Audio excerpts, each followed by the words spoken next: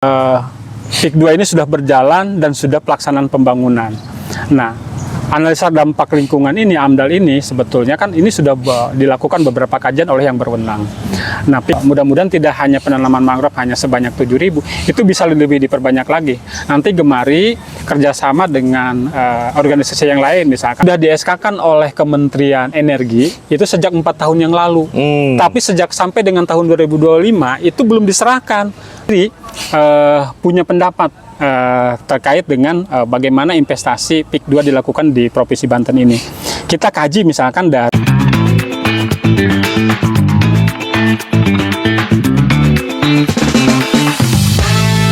Assalamualaikum warahmatullahi wabarakatuh. Dulur-dulur Edis Banten, kembali lagi kita di program podcast Edis Banten. Nah, kali ini kita berkesempatan langsung silaturahmi dan diskusi dengan salah satu aktivis lingkungan di Provinsi Banten dengan organisasi Gemari. Langsung dengan ketuanya, Kang Rizal. Assalamualaikum, Kang Rizal. Waalaikumsalam warahmatullahi wabarakatuh. Alhamdulillah sehat walafiat. Alhamdulillah nih, jauh-jauh dari Pandeglang ke Serang nih. Betul. Untuk diskusi podcast dengan kita ngomongin soal apa sih dampak positif negatif adanya investasi PIK 2. Ya, betul. Mudah-mudahan positif, Kang Rizal. Mudah-mudahan positif. Kita bicara big data nanti ya, gitu ya. Oke, Kang Rizal. Siap. Nah, ini kan pemirsa masyarakat masih ada yang belum tahu nih, Gemari itu apa? Silakan. Oh ya, bismillahirrahmanirrahim. Assalamualaikum warahmatullahi wabarakatuh. Saya Faru Rizal dari Gerakan Masyarakat Lestari Indonesia. Ini sebetulnya digagas itu sejak dari 2018 pasca terjadinya tsunami di wilayah pesisir pantai Selat Sunda itu. Nah, Ketua Dewan Pembinanya adalah Pak Christian PB Halim yang punya Pulau Umang ya. Nah, saya dengan teman-teman itu ikut terlibat aktif dari pasca tsunami tadi ya. Pasca tsunami tadi karena terumbu karang, mangrove itu berdampak kerusakan alam, sehingga kami melibatkan diri melaksanakan restorasi terumbu karang, penanaman mangrove dan lain sebagainya. Nah, dari situ kita melaksanakan atau mendeklarasikan ini Gemari ini di tahun 2024 pasca kami itu setelah melaksanakan 2 kali festival. Yang pertama adalah Akarsari di tahun 2024, Akarsari Cultural Festival yang setarnya dari Kecamatan Saketi. Akarsari itu singkatan dari Gunung Karang, Pulau Sari, dan Hasepan. Ya. Kenapa dipilih wilayah-wilayah itu? Ya, itu kita melaksanakan festival itu. Setar dari kegiatan itu. Setar dari Saketi dan finishnya kita di Gunung Karang melakukan penanaman banyak pohon untuk bagaimana melestarikan alam. Karena Gemari ini kita punya moto jaga alam, jaga laut, jaga budaya dan lestari. Kemudian di tahun 2024 dengan adanya terjadinya pemburuan badak, ya kan, itu kan sampai kasus nasional tuh cula badak itu, kami melaksanakan di tahun 2024 itu Ujung Kulon Cultural Festival. Di sana kami melakukan kemah bakti, pembersihan pantai dan lain sebagainya. Sambil riset dan kami menyampaikan himbauan bahwa yang namanya alam, yang namanya hewan-hewan yang perlu dilindungi itu yang perlu kita jaga. Betul. Gitu. Karena bagaimanapun adalah badak bercula satu itu di dunia itu adanya di Ujung Kulon di Kabupaten Pandeglang di Provinsi Banten. Itu yang perlu kita jaga dan yang perlu kita lestarikan untuk menjaga alam ini. Itulah jadi apa yang sudah kita lakukan di Gemari banyaklah, baik itu tanaman mangrove, restorasi terumbu karang, maupun juga himbauan-himbauan kepada masyarakat, himbauan-himbauan kepada pelajar agar bisa menjaga alam itu sendiri. Ikut turun langsung kita terlibat. Jangan cuma lihat YouTube doang. Jangan hanya dilihat YouTube doang. Langsung turun ke lokasi. Betul, langsung turun ke lokasi. Karena Ketua Dewan Pembinanya juga udah almarhum ya, tapi kita mewarisi terus eksis mewarisi dari apa yang sudah diamanahkan oleh Pak Christian PB Halim untuk bisa menjaga alam ini. Nah, nih Kang Rizal, ini kan kita masih terus bergulir nih di Banten ini terkait adanya investasi nih. Ya, betul. Nah, saya mau nanya terkait sudut pandang dari teman-teman aktivis Gemari sendiri adanya investasi PIK 2. Nah, gimana nih tanggapan dari Kang Rizal? Investasi PIK 2 ini sebetulnya dipandang dari analisis dampak lingkungan ya. Nah, kita punya pandangan seperti demikian. Nah, ini PIK 2 ini sudah berjalan dan sudah pelaksanaan pembangunan. Nah, analisa dampak lingkungan ini, AMDAL ini sebetulnya kan ini sudah dilakukan beberapa kajian oleh yang berwenang. Nah, PIK 2 sendiri saya pikir bahwa sudah melaksanakan pembangunan berarti mereka sudah mengantongi analisis itu. Nah, yang berhak melakukan analisis dampak lingkungan melakukan itu, saya pikir tidak semena-mena memberikan izin kepada PIK 2 untuk melaksanakan pembangunan sehingga mengorbankan banyak masyarakat. Artinya bahwa ini sudah kajian baik itu Bappenas, Bapeda atau misalkan IMB, tata ruang, tata wilayah maupun juga hal-hal lain ini tidak sekonyong-konyong gitu, karena ini juga berbasis riset dan berbasis penelitian. Kemudian ya itulah tadi PIK 2 diberikan izin untuk melakukan investasi dan pembangunan di Provinsi Banten gitu kan. Nah, kalau misalkan hasil analisa atau informasi yang didapat oleh teman-teman Gemari sebagai aktivis lingkungan, mereka itu dari kacamata AMDAL, terus tadi ada soal IMB, tidak menyalahi berarti ya? Tidak menyalahi. Gitu. Tidak ada aturan yang dilanggar. Tidak aturan yang dilanggar soal tata ruang, tata wilayah, izin mendirikan bangunan dan sebagainya. Saya pikir itu tidak ada yang dilanggar.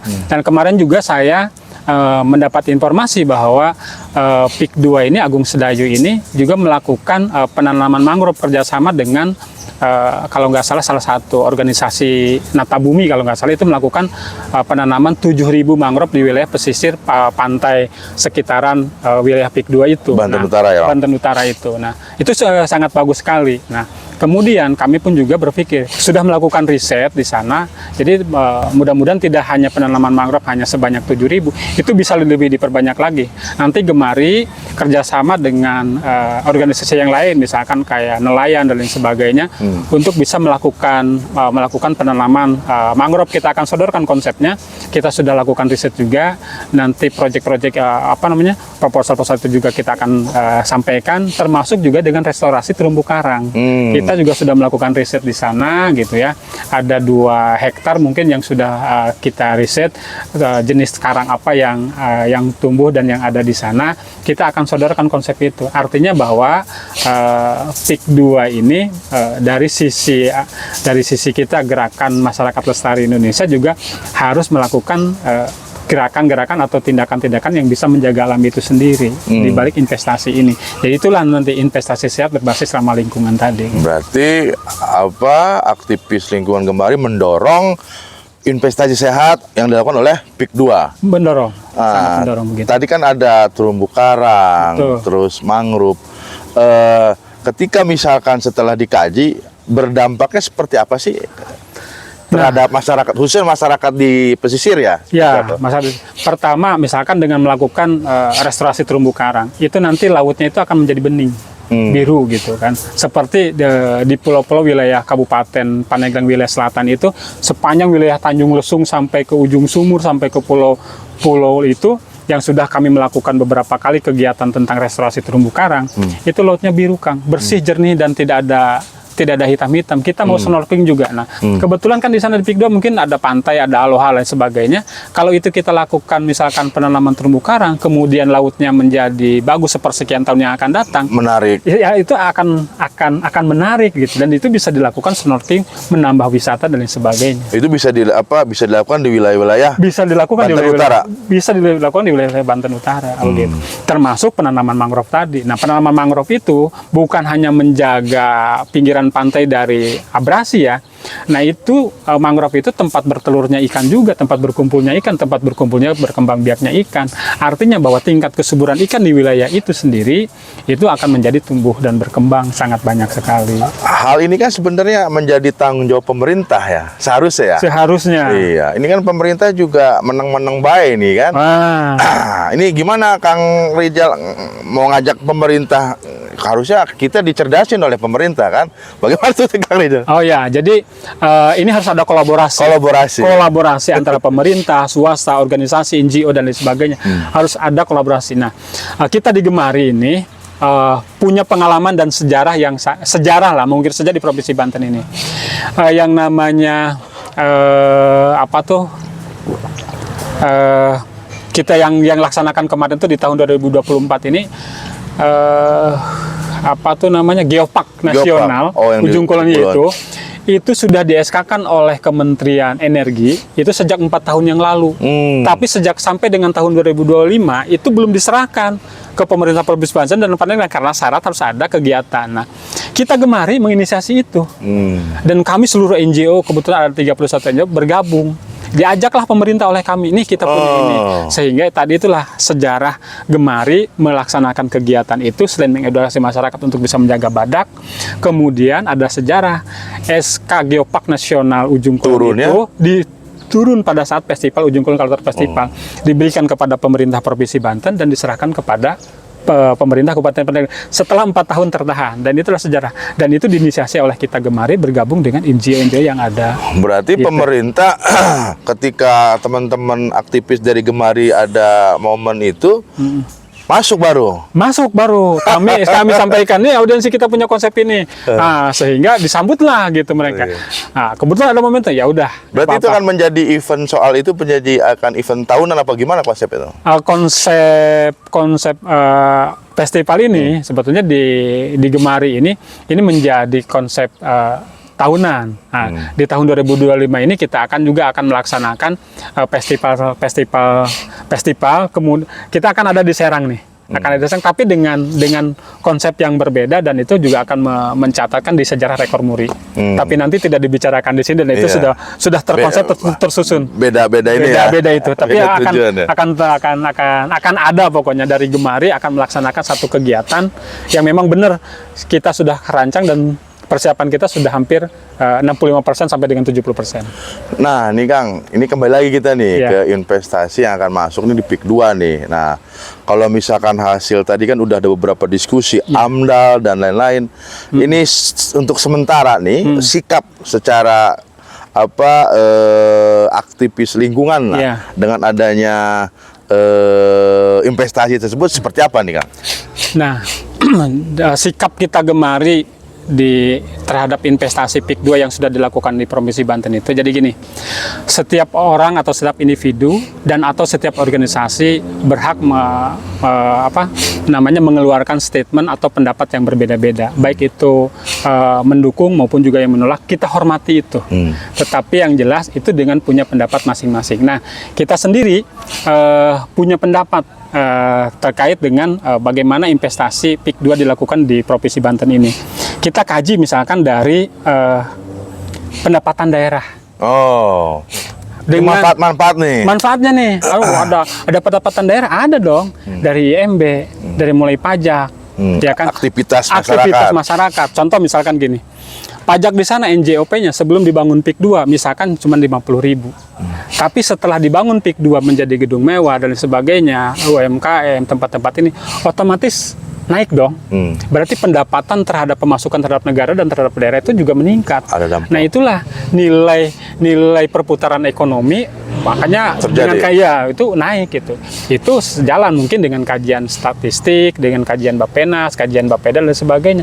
Itu secara otomatis akan naik begitu. Nah, itu dari sektor pajak aja. Kemudian misalkan perputaran ekonomi.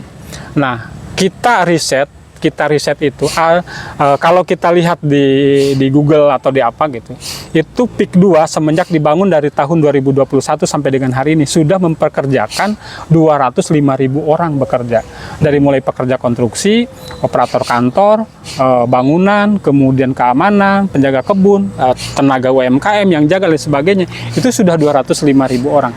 Kalau kita pukul rata pendapatan masyarakat itu, pendapatan UMR. 205 UMR aja 4,5 juta atau 5 juta kali 200 luar biasa, itu masuk ke dalam kantong orang masyarakat yang bekerja itu sendiri, dan itu bisa menghidupi. Data itu untuk PIK 2 yang di wilayah Tangerang itu? Iya, dan sejak dari 2021 dibangunnya PIK 2 sampai dengan hari ini sudah memperkerjakan 205.000 orang. Nah, kita bicara dengan pengangguran Provinsi Banten. Ya kan, hari ini yang usia kerja menurut Badan Pusat Statistik aja itu 142,72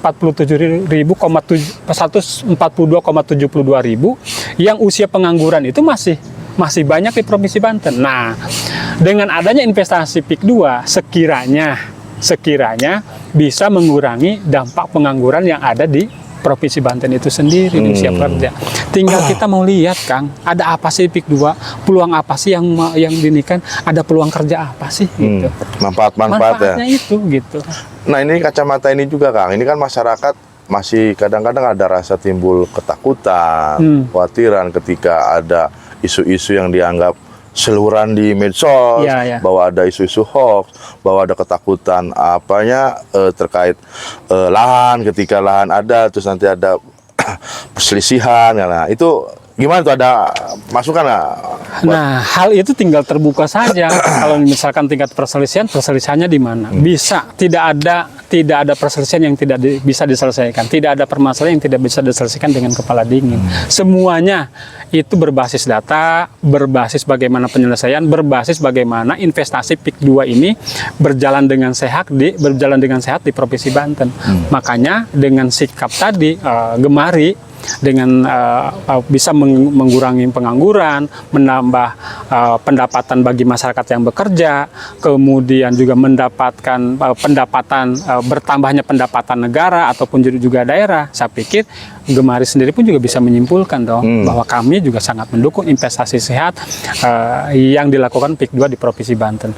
Soal tadi plus minus soal permasalahan tadi, itu ada bagian-bagian lain. Saya kira itu yang lebih tahu dari PIK 2 yang bisa menyelesaikan itu. Semuanya PIK 2 pada prinsipnya juga saya pikir bahwa pembangunan ini pengen berjalan dengan lancar dan tidak ada masalah. Jika ada kerikil-kerikil itu sedikit-sedikit hal biasa dan itu wajar dan itu perlu diselesaikan. Ya, nama investasi pasti ada dampaknya. Pasti ada dampaknya begitu. Nah, terus mungkin ini pertanyaan terakhir nih, Kang. Ya. Harapan dari Kang Rijal sebagai aktivis lingkungan terhadap adanya investasi ini seperti apa nih? Silakan. Nah, saya pikir bahwa pertama PIK 2 sendiri harus lebih giat lagi, lebih mengutamakan dengan adanya pembangunan PIK 2 di wilayah Banten Utara, wilayah pesisir pantai ini, melakukan restorasi terumbu karang, ya kan, agar itu bisa menjaga alam. Kemudian penanam pohon mangrove, agar bisa menjaga abrasi dan bisa menambah kesuburan pembanjak ikan dan sebagainya.